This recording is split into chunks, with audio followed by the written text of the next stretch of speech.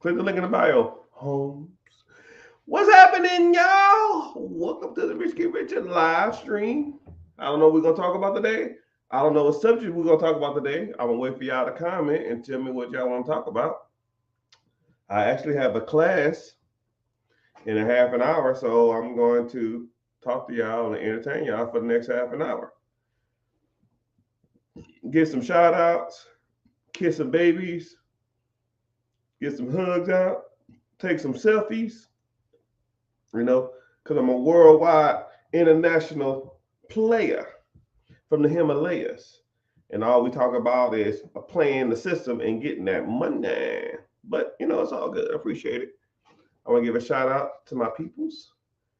Somebody got some merch. Well, someone made this for me. They saw my stuff and they said, "Yo, man, it's pretty cool." So thank you, man.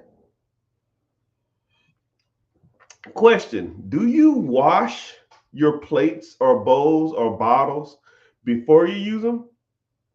And I'm just curious because someone brought that up to me that they did, and I'm always curious to see what people do. I was talking to an individual, and they said that they wash their clothes before they wear them. So if they bought some new clothes, they wear them, and then they wash them before they wear them. I don't know if that's weird. I don't know. I've never really known anybody to do that, but it's all good. Hey, thank you everybody on YouTube. All right, shit. If I got a lot of people on here, I'm gonna give y'all some game. All right, so what's going on? Okay, cool. I got y'all in the chat and I got y'all on the live stream. The first person that comments any random subject when it comes to money, I'll give them some game. All right, I'm gonna turn on my ceiling fan and then I'm gonna come back and look at my chat. All right, because I get hot. I'm always either hot or cold. It don't make a difference, right? So, what's the money subject of the day? No one ain't talking about anything. Someone said they washed their bowls out. Yeah, I think that's weird, but I just use it, right? It's already clean. But I guess some things, especially if it's in like a box or something like that.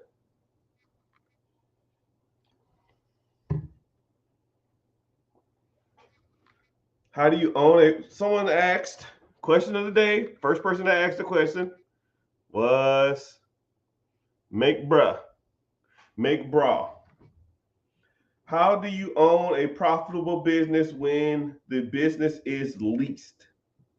I guess that's kind of a good question. I don't know what they're asking, but yeah. So let's go from there. I guess they said like a nail salon.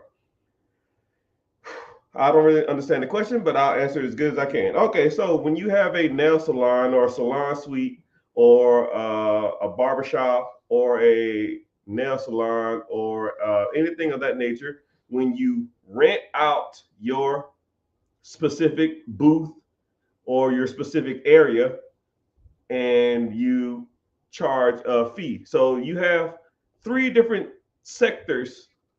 You have three different sectors in that whole process. You have the individuals who are doing the cosmetic, the hair salon, the barbershop, or the nail salon, or something like that. Those individuals are performing the service, right? Then you have the individual who owns the process, meaning that they own um, the area. I guess you can either rent it out. It's kind of I know what I want to say. I just don't want to say it wrong, and I don't want to confuse you. Okay, so you have the person that rents out those spaces, right? And then they'll either rent out those booths or lease out those booths, or they'll do a commission, right? So, and I guess if you own that process, or you're the manager partner, or you the one that built out the space, and then you bring in barbers or nail techs or hair salon stylists, and you charge them a fee to do to rent out that area, right? And then whatever they make is their 100% of their money. So let's say, for example, I'll always use a barbershop because it's easier. You can just apply a nail tech or a hair salon in there. You got 10 barbers or 10 whatever, and you charging every barber $200 a month, $200 a week to be there. That's $800 a month, and whatever he or she brings in, it's theirs. So if they do 10 heads for $50 a piece. That's $500. They pay their $200 for that week, and then after that, everything is there is profitable. Or you can pay them hourly. Hey man, you cut as many heads as you can. I'll pay you $30 an hour, and whatever gets brought in, you can take the tips, but whatever you cut, you charge a person a certain amount for a haircut or nails or whatever, and then I take that. I pay you hourly, just like a regular job. Then you have what's called commission based or profit split, meaning that you pay nothing up front, you pay no booth fees, no rent fees, no nothing like that, and then you take like a cut. So the house takes 60 and the person takes 40. And however long they're there, you have like seniority and stuff like that. You get more of your cut. And I've heard people like the commission. I've heard people like the hourly, and I've heard the people like the commission split. For as an owner, obviously the hourly rate is the better choice, right? Secondly, for the owner is the commission split, and the third option for an owner, worst case scenario, you want to do a booth fee. Because let's say you have a booth, the worst case scenario is booths for as an owner of a business or a salon suites or a nail salon or something like that. Because if you think about it, you bring in, I'll say a barbershop, I always use barbershop, or you bring in a hair salon or something like that.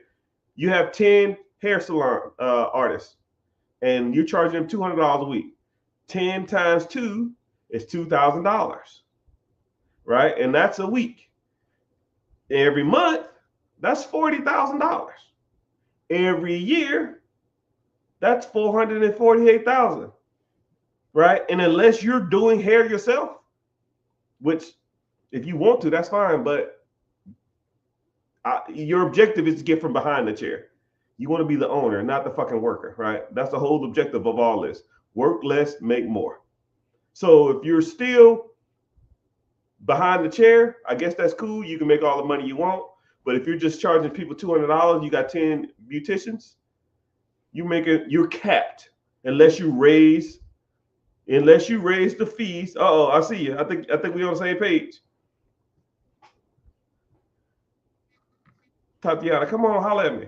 So you're capped at your fee. So you need to, okay, so you're making $480 a year, and that's all you're going to make. Unless you hire more barbers or more beauticians or more nail techs, that's all you're going to make. So you need to do one or two things if that's you in that situation. I don't even know if this is even answering his or her question. You need to add more services. Okay? You need to sell your own shampoos, conditioners. If you at a nail salon, you need to sell your own white label fingernail polish or white label toner. I don't know anything about nails, but you need to start selling your own product, right? Think about like the billionaires, like think about like the Kardashians, think about Rihanna, think about like Beyonce. They're making millions and billions of dollars selling their own products. They're not making all this fucking money doing artists and touring and stuff like that. Yeah, the process is called white labeling.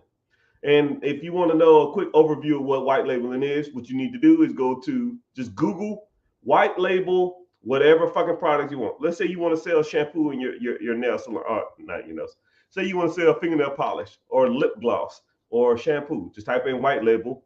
There's a fucking manufacturer in China somewhere that's selling cases of this crap for pennies on the dollar. You get it shipped over here. You put your label on it and you sell it, mark it up 800%. Right? So that's one thing you can do. Or you can take your people, and you convert them to what's called you can convert them to commission, right? Hey, everybody, we're doing booth here. We're doing booth fees here. And it's not really working out. So we're going to convert over to commission, meaning that I'll run ads, I get people here, and then we'll have walk-ins and stuff like that. Whoever comes in, we'll split the commission. And we can do a 60-30 split, 65-35, or whatever it is. And there's actually people out there who specialize in converting booth fees to commissions. And then there's people that does hourly stuff. So even if you wanted to do stuff like that, so say if you had if you had a if you had a hair salon and you wanted to convert it, if you wanted to add like a nail tech in there, and then you charge the nail tech, you charge them like $10, $15, $20 an hour, and then you just do like 3-4 sets of nails while people getting their hair done. You can do that too. My ultimate goal with my 3 daughters, right? I don't really try to throw this into the universe because I don't like people in my shit. But my objective is to have all 3 of my girls, one run a beauty salon, one run a nail salon, and one run like hair, nails. What is it? Hair, nails, and like, is it raining? Damn, what was it? Hair, nail, and skin. So they pretty much go like to a one-stop shop. A woman can come in there, get her facials, and then get her nails done and get her hair done all in one damn place.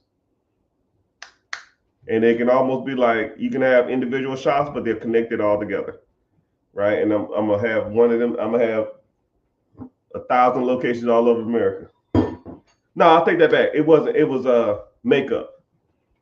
It's almost like, think of like Sephora, but with a nail salon in it. Think of Sephora with no nail salons and don't sell perfume.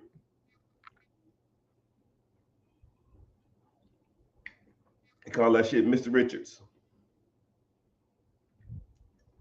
Be rich for life. Shit, I damn near already am. Anyways, I'm glad y'all here. I'm glad y'all listening. Eugene, Mr. Farmer, I ain't seen or heard from you in a while. What's happening? So anybody on social media? Let's see who we got in the house, right? We got 5 people on Twitter. I have a Twitter account. Thanks. Do I not have anybody from Instagram? Hey, somebody do me a favor.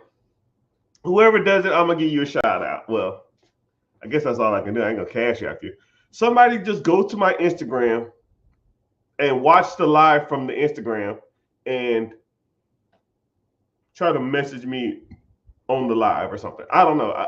Or even see if I'm live. I can't do it because I'm on here, right? And then what's something else y'all can do too is, if you're on TikTok, just tap the screen for 15 seconds or go watch from YouTube, because YouTube pays me, right? You can watch me all day, right? You might as well give me some money while you're at it. It's free. Fuck. You know what I mean?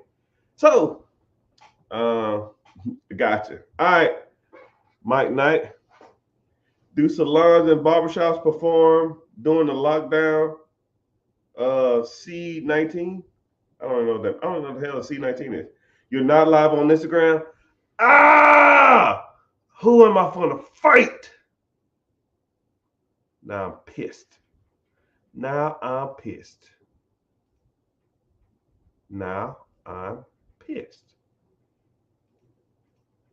All right, let me try something else.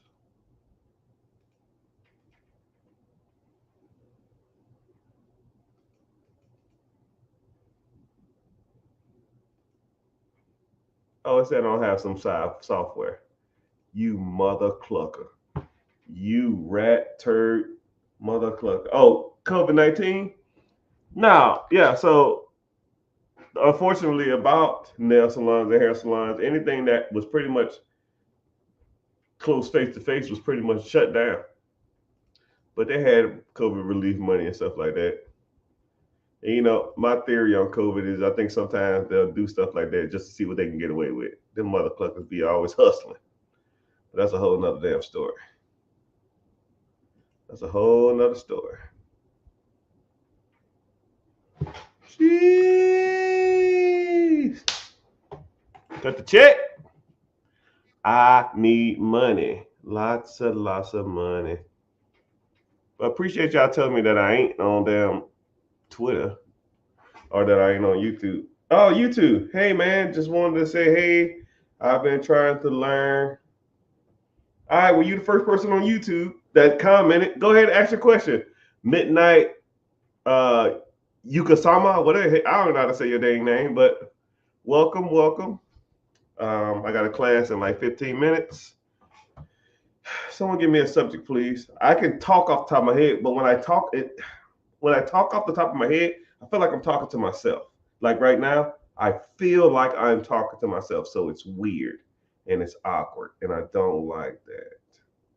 Okay, so ask a question. So Midnight said he registered for the class coming up.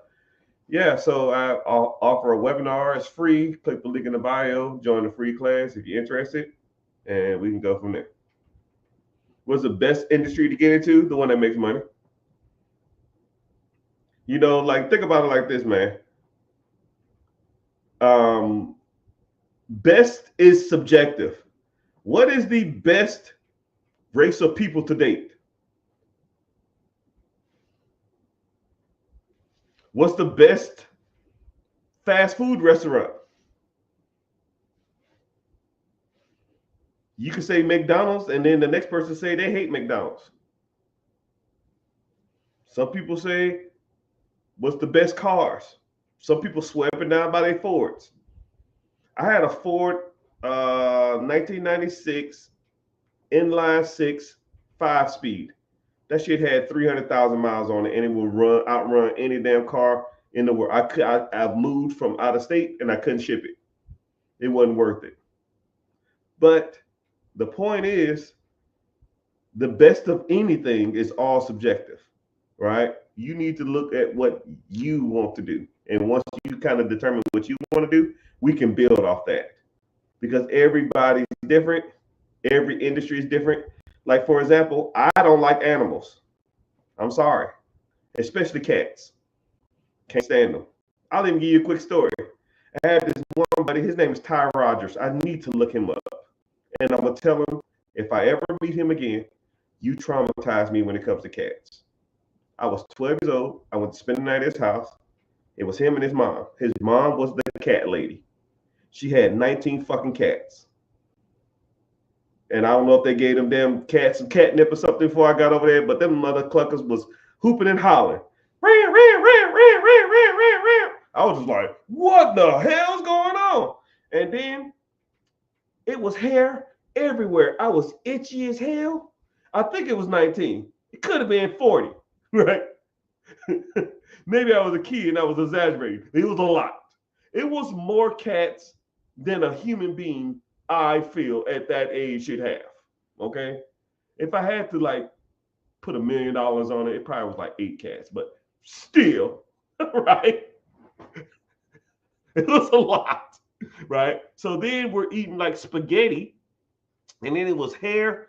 I was taking the plates out, and I was like, what the fuck? So I'm wiping down the plates because they had hair all on it. And then I eat the spaghetti, and then I got hair all on my hair all in my mouth. I was itching all night. I'm laying it. We, you know, when you was kids, you just slept on somebody's floor, right? So we made a little pallet with pillows or something. I'm laying on the damn ground, and all I see is cats doing it. Man, I called my mom. I said, "Yo, mom, I don't feel good. I'm about to puke." I called my mom. My mom came and got me like at 11 o'clock at night. She said, "How you feeling?" I said, "I'm feeling fine." Fuck them cats. I got the hello. Moral of the story. If there's a business that was selling for $500,000 that made $10 million a year, and I had to take care of a whole bunch of cats, I ain't having it. Moral of the story. It's irrelevant what I think is good because I don't like cats, right? You might like cats, so you would deal with that. I don't want to deal with it, right? So what's the best for you and what's the best for me is two different things. How did I get started with my career? Well, investing and entrepreneurship is like this weird journey. You should click the link in the bio, Mr. Matt. I guess you don't know. Freckles from Rugrats. But I'll kind of give you a quick synopsis before my class gets started in 10 minutes. I went to the desert. I was in the military, my third, fourth year in. I deployed, fought this fucking stupid ass war, but it is what it is. I got back, and I had like 10 thou wow. And I said, shit, I got to put this shit to work, man. Because I know if I just let it sit in this bank, it's going to dwindle away, right? I didn't have a lot of overhead. I had a SUV and a cell phone. And I said, and my rent was $125 a month.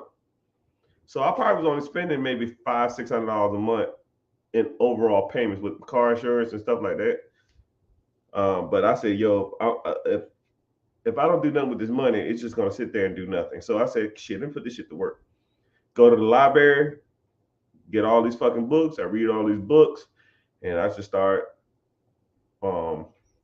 Every book said one of three things: real estate, stock market, ownership of businesses, or ownership of processes. It was something like ownership of processes. It really didn't say businesses. It's just like be the owner, be the boss, right? Control your destiny, that type of shit. So thank all y'all for being on YouTube. Appreciate it. Hell, give me some money. Give me this $5 YouTube check. I go out and get a damn half a damn McDouble. Damn, inflation's ridiculous. So anyway, so I didn't know shit about real estate, but I just saw that everything said get into real estate. So I started my real estate journey watching HGTV and DIY Network. And comically to this day, this was 2009, 2008, comically to this day, 15 years later, I probably watch 3 to 5 hours of HGTV to this day, a day. I'll put it on when I go in the room while I read, and I'll watch them renovate. And I'll renovate the houses in my head. It's just what I do. And I want to give y'all a quick lesson within the lesson. You have to kind of love what you do, and it doesn't feel like work. When I watch HGTV, I'm technically working. I'm learning trends of homes. I'm learning what people are paying for homes. I'm learning what people are spending on homes. And I'm learning the type of things that people are putting into homes to make the homes beautiful, to sell them for profit. That's fucking work. But to me, it's really not, because I've been doing it so long. It's just what I do, right? You got to find something that doesn't feel like work. You just got to do it, okay? I want y'all to remember that, right? Just something that if you did it for free, you'll do it, right? And just like when I'm gonna give you another lesson within the lesson. Me and the missus would go to eat at this restaurant called San Jose's. We ate there every week, and I would grab the real estate books. They had the little real estate racks of the homes for sale. I would get those every time I went in there, every time, and I would read what was for sale in the area, how much they was going for, the square footage, the areas, and I would just read it, right? I would read it like a fucking magazine or a book. The real estate books, which is houses, right? And then when I get done with it, the food income, I'll start over.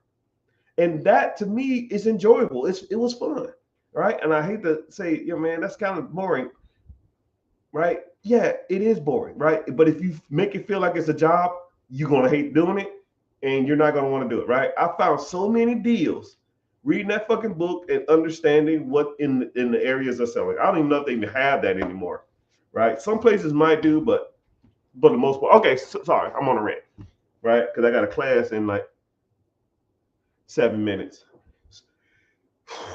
Okay, so yeah, I was watching HGTV and I was learning all this shit about these houses, learning how much it costs to put on a roof, how much it costs to redo the floor, how much it costs to paint a house, what you should be buying a house for, how much a bathroom costs to remodel. And then when I learned that stuff and I watched so many episodes, especially the reruns, I would watch reruns and I'm like, Oh yeah, I remember that bathroom. That's $5,000. Yeah, it's gonna be about $5,000. Yeah, I remember that kitchen. That's about $10,000 kitchen. And once you start hearing kitchen, 10,000, 9,000, 11,000, 10,000, 9,000. Well, fuck, the average kitchen is $10,000. So you learned that if I want to do a kitchen remodel, I know it's a little more expensive now, but you can get a cheap kitchen damn near for 10 grand if you really wanted to. Right? Flooring throughout the house, $3,000 or $4,000. Paint throughout the house, 3,000. Exterior paint, 3,000. Roof is gonna be about 10 to 15. Every bathroom is gonna be $7,000. If it has some fucked up tiles and stuff in it, it's gonna be about $8,000 a piece. You want to do a master bathroom, you want to add a bathtub or something in there, that's gonna be about 10,000. Wow. Windows throughout about $150, $200 a piece. I mean, shit. You want to do a chimney sweep, that's gonna be $300, $200. You want to do electrical panel, it's gonna be $2,500. How the fuck do I know this shit off the top of my head? You do it so much. And people's like, man, that's kind of hard. That's kind of a job. No, I enjoy doing it. And I just walk through a house and I say, cool, $40,000 to do all this. How much you want for this? 60? That's 100,000. What's the house selling for in this area? Give me a sec. Zillow, Redfin, Trulia, PropStream. 150? I'll take it. Third grade math, people. Shit. You buy one, then you buy another one. Then my very first house, I didn't know what the fuck I was doing, but I walked through it and I did that in my head. And my numbers had me positive $30,000. If I bought it for $120, it took, I had it at $20,000 in renovation. That was $140. I could sell it for $80,000 at $180 minus your 10% in fees. I had about $20,000 to $25,000 worth of profit after I sold it. So I popped it. It was a VA loan. I put no money down. I put 3 roommates in it, charged them $500 a month. My PITA, property taxes, interest, insurance, was $9.25. I charged $300 a piece. That's 15 hondos. I made $600 a month from a house that I put no money down in. And then I remodeled the house while I lived there. I thought it was $20,000 to renovate, but I did the work myself and I saved money. I didn't know what the fuck I was doing. I would watch HGTV because back then we didn't have YouTube, or go to websites like This Old Home and remodel houses and read how to fucking remodel a bathroom. I didn't watch a fucking video like y'all have nowadays. That YouTube shit that was far and few between, right? I'm gonna go to YouTube and learn how to damn put down sod. I don't fucking know. I'm gonna throw some seed down and water the hell out of shit. That's all I knew. I mean, I learned from the school of hard knocks. So anybody who try to tell me anything about real estate, you're probably wrong, right? Unless you're doing serious units, because I didn't learn my skills from a person. I had to read a book and go out and do it. And that's how I learned everything I know about real estate until I met Miss Martha. When I met Miss Martha, she changed the game. She was a mortgage broker.